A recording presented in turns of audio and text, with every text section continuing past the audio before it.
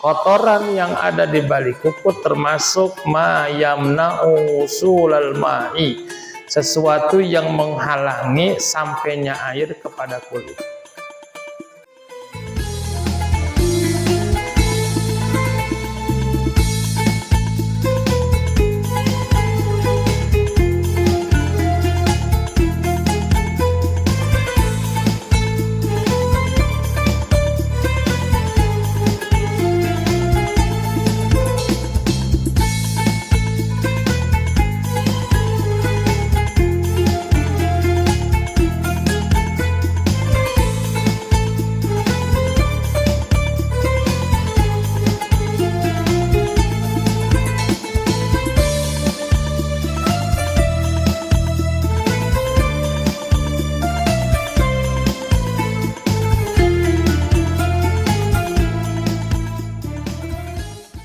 Bismillahirrahmanirrahim. Assalamualaikum warahmatullahi wabarakatuh. Alhamdulillah, nahmaduhu wa nasta'inuhu wa nastaghfiruhu wa nastahdihi wa na'udzu billahi min shururi anfusina wa min sayyiati a'malina. May yahdihillahu fala mudilla lahu wa may yudlil fala hadiya lahu. Wassalatu wassalamu ala rasulillah sayyidina wa habibina wa syafi'ina wa qurrati a'yunina wa maulana Muhammadi ibni Abdullah wa ala alihi wa ashabihi wa mawalah, salatan wa salaman daimaini mutalazimaini ila yaumil qiyamah, amma ba'd. Subhanaka la ilma lana illa ma 'allamtana innaka antal alimul hakim. Rabbi shrah li sadri wa yassir li amri wahlul 'uqdatam min lisani yafqahu qawli. Allahumma in kunta qabilta taubati wa ghafarta dhunubi akrimni bil fahmi wal hifzi hatta anna kullaman sami'a qiraati yazdad riqatan fi qalbihi wa in kana qasil qalbi. Ilahi akrimna bil rizqil halal warzuqna min haitsu la yahtasib. Ma'asyiral hadirin wal hadirat, jamaah yang dirahmati Allah Subhanahu wa taala, khusus Ketua Dewan Kemakmuran Masjid Al-Furqan Bapak Haji Edi Mustafa beserta jajaran pengurus TKM, juga kita hormati Imam Rawatib Musa Irwan Hasan Basri, bapak-bapak dan ibu-ibu hadirin hadirat yang dirahmati Allah Subhanahu wa taala. Alhamdulillah wa syukurillah, pagi hari yang berbahagia ini kita sama-sama bisa kembali silaturahim, menggugurkan kewajiban kita thalabul ilmi. Mudah-mudahan Allah limpahkan ilmu yang berkah dan manfaat buat kita, manfaat fid din wa dunya wal akhirah. Dan tidaklah kita keluar dari masjid ini kecuali Allah Subhanahu wa taala mengampuni seluruh dosa-dosa kita. Amin ya rabbal alamin. Ma'asyiral hadirin wal hadirat, bulan lalu kita bahas tentang arkanul wudu, tentang rukun-rukun wudu. Ya. Ada 6 rukun wudu. Yang pertama adalah niat, yang kedua adalah membasuh muka, yang ketiga adalah membasuh kedua tangan beserta sikut, yang keempat adalah mengusap sebagian kepala dan kulit kepala, yang kelima adalah membasuh kedua kaki beserta 2 mata kaki, dan yang keenam adalah tertib. Ya. Sekarang kita bahas tentang syurutul wudu'i, syarat-syaratnya wudu. Ya. Ini syaratnya lumayan ada banyak. Yang pertama adalah Islam.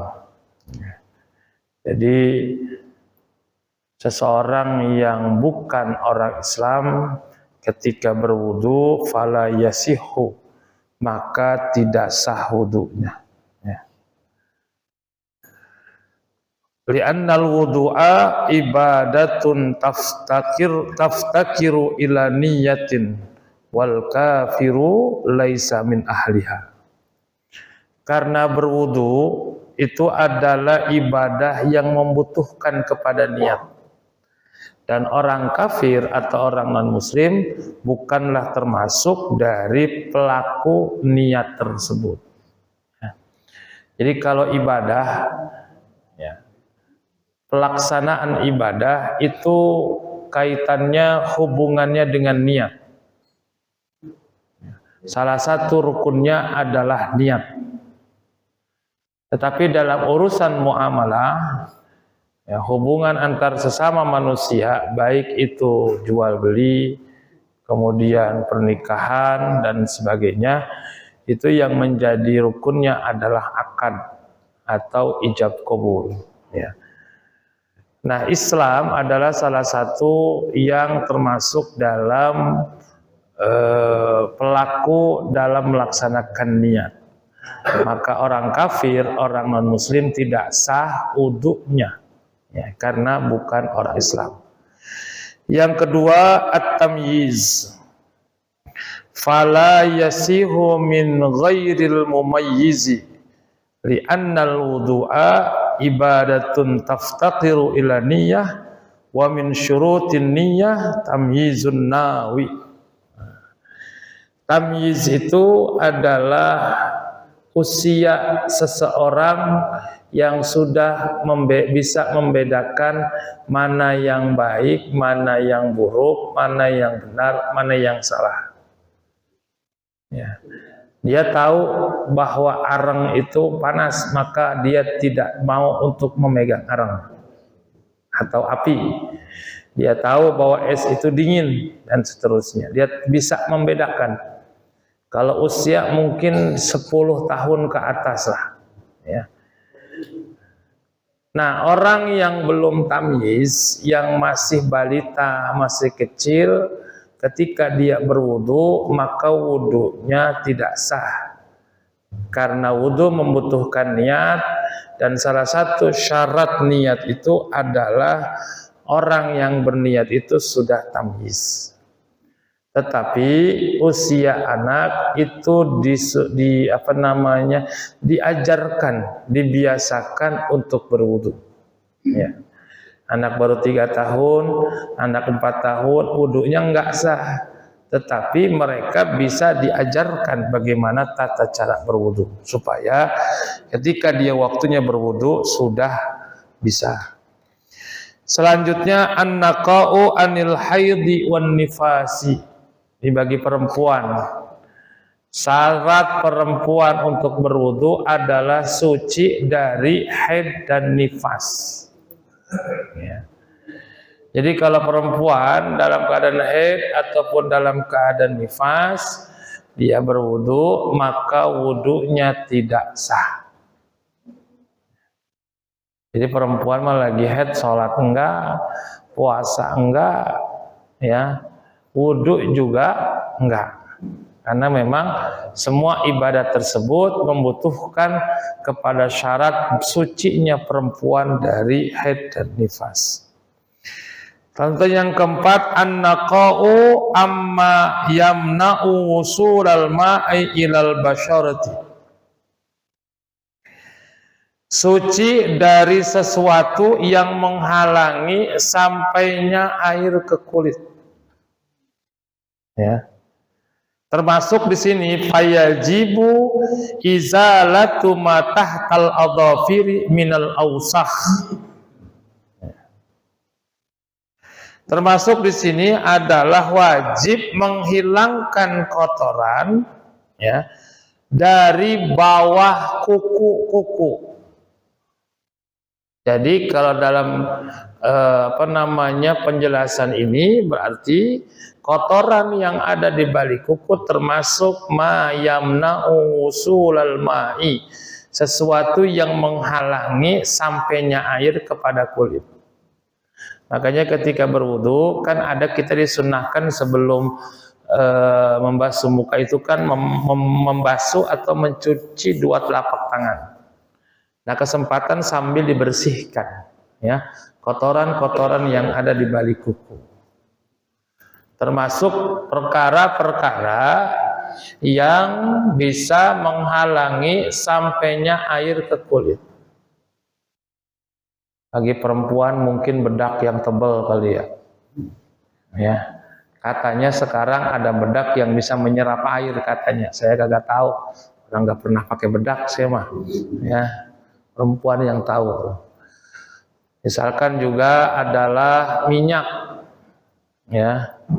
Kadang-kadang kita juga pakai minyak wangi, suka kita usap di tangan. Ya. Kalau ketika minyak wangi itu belum hilang dari kulit kita, kemudian kita berwudu, maka itu air tidak akan sampai ke kulit.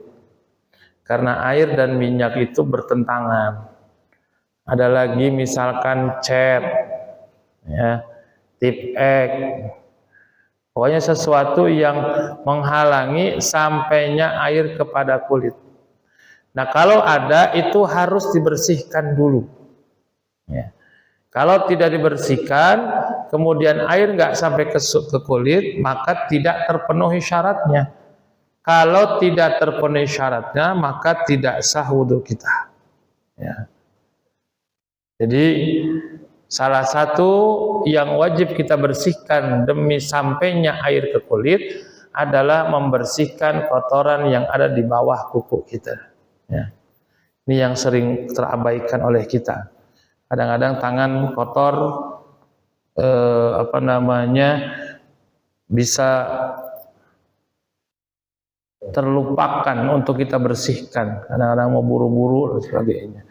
Makanya disunnahkan, terkhusus hari Senin dan hari Kamis, ya. Senin dan Kamis sore, termasuk juga di dalamnya hari Jumat, disunnahkan untuk menggunting kuku. Ya. Gunting kuku itu sunnahnya hari Senin, hari Kamis, dan hari Jumat. Ya. Sabtu, Minggu, Selasa, Rebo jangan gunting kuku tuh. Ya, kecuali darurat. Ya. Kalau mau gunting kuku dapat pahala, sunnahnya. Cara gunting kukunya ada beberapa pendapat. Ya. Ada yang dari jempol kanan, kemudian jari tengah, kemudian jari manis, kemudian kelingking kanan, lalu kemudian kelingking kiri, jari manis, jari tengah, telunjuk, jempol, terakhir jempol kanan. Ya, ada yang mengatakan dari sini ke sini, baru kemudian dari sini ke sini. Kalau gunting kuku kaki itu dari jempol sebelah kanan terus sampai kelingking sebelah kaki sebelah kanan terus sampai kelingking kaki sebelah kiri. Ya. Nggak paham, nggak ngerti, nggak tahu, ya yang penting mah gunting kuku dapat semuanya mah. Ya, nggak usah mikirin itunya. Kalau ini mah bagi yang masih ingat mau gunting kayak gitu silakan. Kalau ternyata guntingnya nggak seperti itu, yang penting kukunya bersih itu aja. Ya, gunting kukunya. Kalau bisa hari Senin dan hari Kamis atau hari Jumat.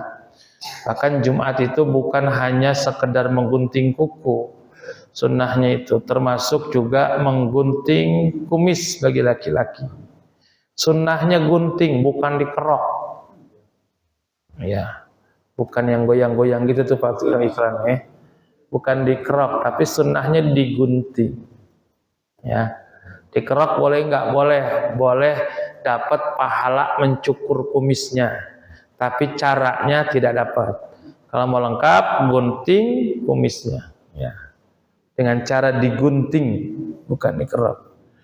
Ya. Termasuk membersihkan bulu kemaluan, bulu ketek, dan lain sebagainya. Kemudian selanjutnya, yang kelima, an la yakuna alal udwi ma yughayyirul ma'a. Tidak ada di anggota tubuh sesuatu yang bisa merubah air atau merubah sifat air. Apa contohnya tadi? Ya, minyak. Minyak itu kan kalau terkena bisa merubah sifat air yang tadinya air nggak wangi menjadi wangi. Atau sabun, ya. Sabun yang belum dibersihkan, masih ada sabun kita berwudu, nah nggak sah wudu kita tuh. Makanya bersihin dulu sabunnya baru kemudian berwudu. Sama halnya dengan mandi, sering saya sampaikan. Jadi kalau mau mandi jinabah, jangan baru niat mandi jinabah kemudian udah sampo, udah pakai sabun padahal airnya belum rata.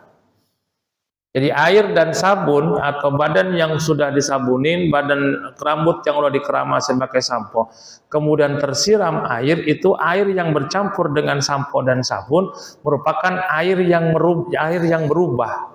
Berubah oleh apa? Berubah oleh sabun dan sampo. Maka air tersebut tidak suci mensucikan. Artinya tidak sah digunakan untuk mandi janabah. Bagaimana caranya? Pertama mandi seperti biasa aja. Mandi seperti biasa, keramas, kemudian pakai sabun, ya badannya sampai kaki, ya semuanya, kemudian bilas. Selesai bilas, sabunnya sudah turun semua, sudah bersih, baru mandi jinabat. Ya, dari awal disiram dari kepala sambil baca niat. Terus cukup disiram dan digosok sebentar seluruh anggota tubuh kita tanpa memakai sabun lagi, selesai. Ya, itu caranya supaya air yang kita gunakan untuk bersuci tidak bercampur dengan benda yang lain. Ya. Salah satu macam air kan ya tahirun ghairu mutahhirin. Suci tapi tidak bisa digunakan untuk bersuci. Apa? Salah satunya adalah bercampur dengan sesuatu yang bisa merubah air. Ya, kalau kopi berarti kan merubah air tuh, yang tadinya bening menjadi hitam. Ya, ada kopi susu jadi coklat. Teh yang tadinya bening menjadi coklat. Merubah sifat air, termasuk di dalamnya adalah sabun, sampo dan seterusnya. Nah, kemudian yang keenam, al ilmu bi fardiyatihi, mengetahui dengan fardunya wudu. An ya'lama man yuridul wudu'a annal wudu'a fardun. Mengetahui bahwasanya ya orang yang ingin berwudu itu mengetahui bahwasanya wudu itu fardu, wajib. Wajib bagi apa? Wajib untuk melaksanakan ibadah. Kenapa? Salat. Salat ini kan harus syaratnya suci dari hadas. Baik hadas kecil ataupun hadas besar. Kalau hadas besar kita tidak dalam keadaan berhadas, maka dalam keadaan hadas kecil kalau mau sholat wajib wudu, gitu kira-kira. Ya. Juga mengetahui fardu-fardunya wudu, ya. Bahwa berwudu ini merupakan perintah dari Allah Subhanahu wa Ta'ala. Mana perintahnya? Dalam surah Al-Maidah ayat 6. Ya ayyuhalladzina amanu idza qumtum ilas shalah faghsilu wujuhakum wa aydiyakum ilal marafiq wamsahu bi ru'usikum warjulakum ilal ka'bayn. Nah, ini perintah dari Allah Subhanahu wa Ta'ala. Nah, kemudian syarat selanjutnya adalah izalatun najasatil ainiyah, menghilangkan najis ainiyah. Ya. Najis ainiyah itu najis yang betul-betul jelas terlihat. Ainiyah ini termasuk dalam najis mutawassithah. Mutawassithah itu adalah najis pertengahan. Ya. Jadi najis mutawassithah terbagi dua, ada ainiyah, ada hukmiyah. Ainiyah itu najis yang kelihatan, bentuknya kelihatan, terkadang ada baunya, juga ada rasanya kalau bicara fikih. Ya, maka bersihkan najis itu sampai hilang tadi, udah nggak kelihatan, sampai hilang bentuknya, sampai hilang baunya, sampai hilang rasanya. Beda sama hukmiyah. Hukmiyah itu najis yang nggak kelihatan, nggak kecium baunya, tidak ada rasanya, tapi diyakini ada najisnya. Maka cukup disiram di tempat yang diyakini ada najisnya. Nah, dalam berwudu, apabila dalam tubuh kita ada najis, maka wajib untuk dibersihkan. Idza kanat la tazulu bi ghuslatin wahidah fayajibu ghuslatani bil ittifaq. Apabila dengan sekali basuhan dia enggak hilang, maka wajib dibasuh lagi, ya. Jadi kalau ada najis, ya apapun pokoknya mah najis yang ainiyah yang kelihatan termasuk juga hukmiyah dibersihkan dulu, ya. Yang ke-10 jariyul ma'i ala jami'il udwi. Mengalirkan air atas seluruh anggota tubuh, ya. Bi an yajriya bitabi'ihi fala yakfi mashul udwi bihirqatin aw saljin, ya. Nah, salah satu syaratnya adalah mengalirkan air. Tidak sah, ya, tidak cukup menggunakan kain kemudian dielap, ya. Pakai bahan dielap gitu wudunya, ya. Di sini malah nggak bisa, layak sih, tidak sah atau tidak cukup. Jadi airnya harus dialirkan. Ya. Mungkin dalam kondisi darurat, iya, ya, sangat darurat. Tetapi secara umum bahwa berwudu itu adalah dengan mengalirkan air. Tidak boleh menggunakan lap kain kemudian di lap, ya. Dan kemudian dukhulul waqti wal muwalatu lidaimil hadasi kasalasil bauli wal madi wal mustahabah. Yang selanjutnya sudah masuk waktu dan waktu sholat dan berturut-turut, ya. Jadi wudhu langsung sholat tanpa mengerjakan pekerjaan yang lain. Bagi siapa? Yang pertama, bagi salasil baul, orang yang sudah dol, beser. Jadi kalau kencing itu nggak pakai kebelet lagi. Ada apa ya? Sudah pakai popok biasanya, ya. Dia kencing mulu nggak kerasa kencingnya, jadi tahu-taunya keluar aja, ya. Ini kan kalau misalnya keluar najis airnya.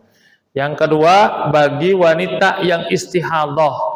Istihadah itu darah yang keluar dari kemaluan wanita di luar siklus haid, ya.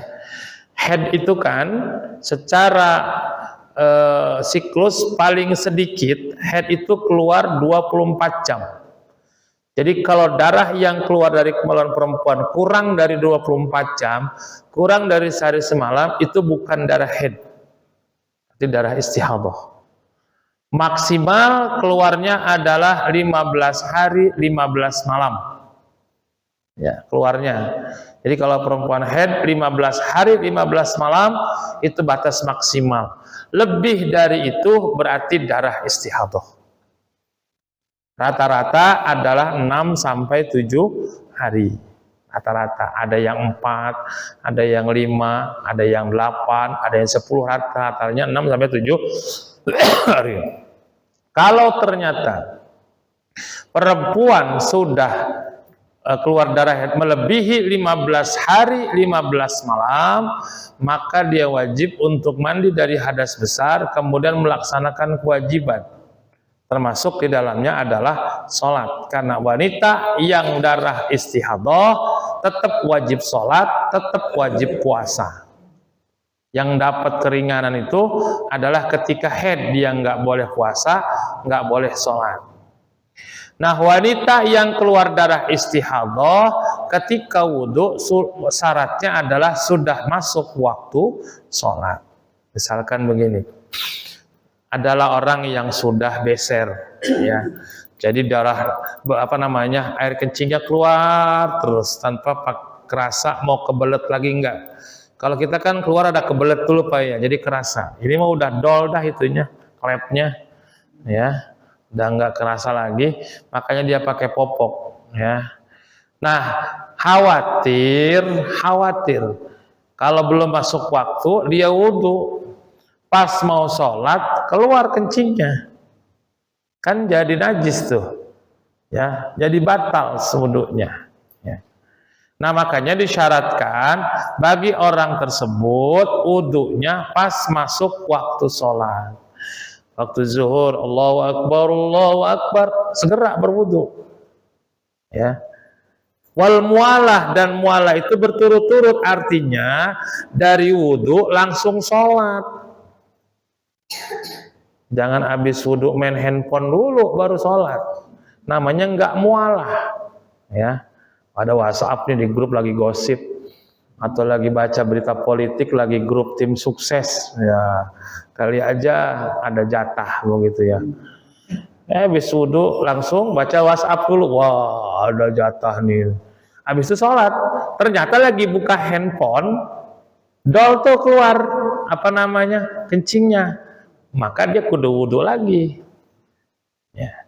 Tetapi kalau seumpama dia lagi udah masuk waktu, dia berwudhu, dia bersihkan ininya, tadi itu ijalatun najis dulu tuh, dia bersihkan kemaluannya ya, karena mungkin tadi kencing nggak kerasa, bersihkan, kemudian dia berwudhu, habis wudhu langsung sholat.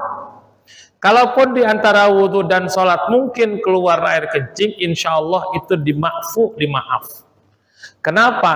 Karena keluar kencingnya tersebut di luar kekuasaan kita, dan kita mengikuti aturan syarat dalam berwudhu. Kenapa kok yang tadi tetap diulang, habis wudhu mengerjakan yang lain, kemudian baru sholat, kemudian lagi mengerjakan yang lain keluar? Kenapa harus diulang? Karena orang tersebut tidak memenuhi syarat dibolehkannya orang yang beser untuk melaksanakan wudhu dan sholat. Jadi aturan dulu kita ikutin. Kalau aturan sudah kita ikutin, kemudian di luar jangkauan dan luar kekuasaan kita terjadi sesuatu, itu adalah hak mutlak Allah, di luar kekuasaan kita. Tetapi ketika sesuatu yang kita lakukan tidak berdasarkan aturan dalam fikih, kayak tadi habis wudhu langsung main handphone dulu, gak langsung sholat, lagi main handphone keluar, maka harus diulang. Kenapa diulang? Karena dia sudah tidak mengikuti aturan atau syarat dalam berwudu ya. Begitu juga perempuan ya, ketika ketika dia dalam keadaan istihadah, maka cara berwudunya adalah dengan sudah masuk waktu sholat dan berturut-turut dari wudu langsung melaksanakan sholat, disebut dengan daimul hadas. Ada satu pertanyaan, idza syakka fit thaharah wa tayaqqanal hadatsa aw syakka fil hadasi wa tayaqqanat thaharah famal hukmu. Seseorang ragu di dalam kesucian ya, tapi dia yakin sudah sudah berhadas, atau dia ragu dalam berhadas namun yakin kalau dia dalam keadaan suci. Misalkan begini Pak, habis maghrib biasanya kita sampai isya di masjid, misal nggak pulang.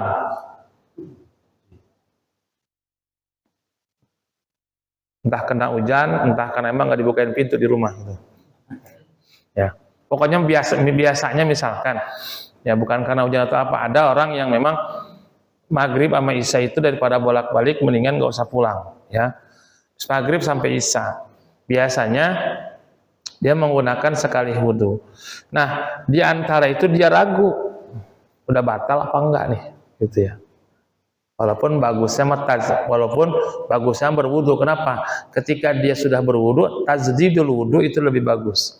Tapi kan ini bicaranya tentang keraguan seseorang. ini saya udah batal atau belum wudunya. Ya. Perasaan batal tapi yakinnya belum. Perasaan belum tapi yakinnya batal, begitu kan bahasa begitu. Idza syakka fit thaharah wa tayaqqana al hadas aw syakka fil hadas wa tayaqqana at thaharah. Ya. Yakinnya sih nggak batal tapi perasaan batal. Yakinnya sih batal tapi perasaan nggak batal, begitu. Suratu arada an yusalliya thumma syakka hal huwa muhdisun aw mutahhirun fa in tayaqqana hadasa kana dakhala al hala wa qad hajata thumma syakka ba'da hal tatahharu amla. Ya. Maka jawabannya fa huwa muhdisun li anna tayaqqun. Wa kadzalika aw tayaqqana annahu tatahhara thumma syakka ba'da hal ihdasa amla fa huwa mutahhirun li annahu tayaqqun. Fa'al hukmu annahu ya'khudhu biyakinihi. Kesimpulannya yang diambil adalah yang diyakini. Dalam kaidah usul fikih ada al-baqau makana ala makana. Ya. Yakinnya apa? Kalau ragu udah batal atau belum tapi dia lebih condong kepada belum batal, maka wudhunya belum batal, karena yang dihitung adalah ketika dia berwudhu. Ya, dia ingat banget pokoknya wudhu mau sholat maghrib ingat banget, tapi menjelang isya dia ragu, udah batal apa belum? Ya, maka hilangkan keraguannya, ambil keyakinannya. Apa keyakinannya? Dia yakinnya dia sudah wudhu. Ya.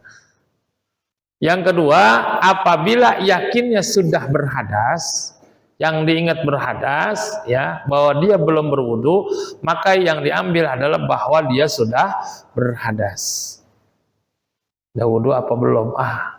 Tadi kan udah wudu, tapi dia nggak ingat kalau dia udah kentut, gitu. Ya maklum, faktor U, gitu ya. Faktor umur kadang-kadang dia kentut dia lupa, ya. Udah wudu atau tapi dia yakin kalau dia belum suci, masih dalam keadaan berwudu, maka ambillah yang yakin itu. Ya. Da ma yuri buka ila ma la yuri buka. Tinggalkan perkara yang meragukanmu terhadap atas perkara yang tidak meragukanmu. Maka apa yang diyakininya itulah yang dihitung menjadi hukum. Jadi kalau kita yakin belum wudu, kalau kita perasaan yakin udah wudu walaupun perasaan ragu batal, maka ambil yang diyakini itu, yaitu bahwa dia dalam keadaan suci. Baik, mudah-mudahan ada manfaatnya. Al-Fatihah. A'udzubillahi minasyaitonir rajim. Bismillahirrahmanirrahim. Alhamdulillahi rabbil alamin arrahmanir rahim maliki yaumiddin. Iyyaka na'budu wa iyyaka nasta'in ihdinas siratal mustaqim. Shiratal ladzina an'amta 'alaihim ghairil maghdubi 'alaihim waladdallin. Amin. Wa'fu 'anna ya karim. Bismillahirrahmanirrahim. Alhamdulillahi rabbil alamin. Hamdan fi ni'amahu wa yukafi'u mazidah. Ya Rabbana lakal hamdu kama yanbaghi li jalali wajhikal karim wa 'azimi sultanik. Allahumma shalli ala sayyidina Muhammad wa ala ali sayyidina Muhammad. Allahumma ighfir lana dhunubana wa liwalidina warhamna warhamhum kama rabbawna shighara. Allahumma ij'alna waj'al auladana wa talamidana wa ahlana wa dhurriyyatina min ahlil ilmi wal qur'ani wal khair. ولا تجعلنا وإياهم من أهل الجهل والفقر والشر والضير إنك على كل شيء قدير. ربنا آتنا في الدنيا حسنة وفي الآخرة حسنة وقنا عذاب النار. وصلى الله على سيدنا محمد النبي الأمي وعلى آله وصحبه وسلم بفضل سبحان ربك رب العزة عما يصفون وسلام على المرسلين والحمد لله رب العالمين. Subhanakallahumma wa bihamdika asyhadu an la ilaha illa anta astaghfiruka wa atubu ilaik. Mohon maaf lahir batin, wallahul muwaffiq ila aqwamit thoriq. Walafu minkum. Wassalamualaikum warahmatullahi wabarakatuh.